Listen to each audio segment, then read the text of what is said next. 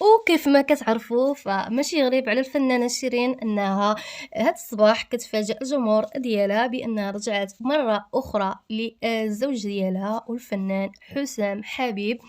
البارح كان كتب الكتاب ديالهم مرة أخرى، وقالت باللي حضروا ناس مقربين، مع أن كنظن أنه ما حضر حتى شي واحد، فكان فقط بين قوسين المأذون اللي رجعهم.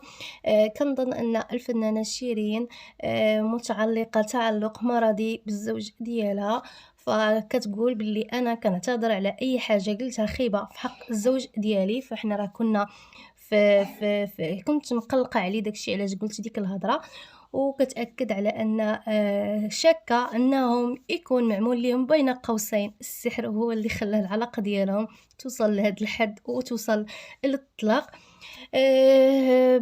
بيناتنا. فانا كنظن ان العلاقه بين شيرين والزوج ديالها فهي علاقه تعلق مرضي، وهي حاولت انها تخرج من هاد القوقعه ديال حسام حبيب، ولكن ما نجحاتش.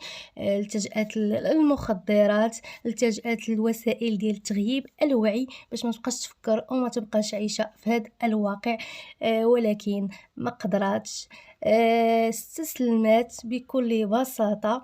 فكيف ما كتشوفوا من خلال الفيديو الصور فكتبان عليها انها منهارة وكترقب الحياة القادمة، حيت راه نفس الحياة غادا تتكرر، حيت نفس الانسان يعني ما بدلتيش الانسان، يعني نفس الحياة غادا تتكرر، ونفس المعاناة اللي كانت كتعيشها شيرين فغادي ترجع تعيشها. انا من رأيي الشخصي كنت كنتمنى انها ما ترجعش ليه، وكانت توقف ودير بوز على الزواج نهائيا وترجع حياتها وترجع نفسيتها المدمرة.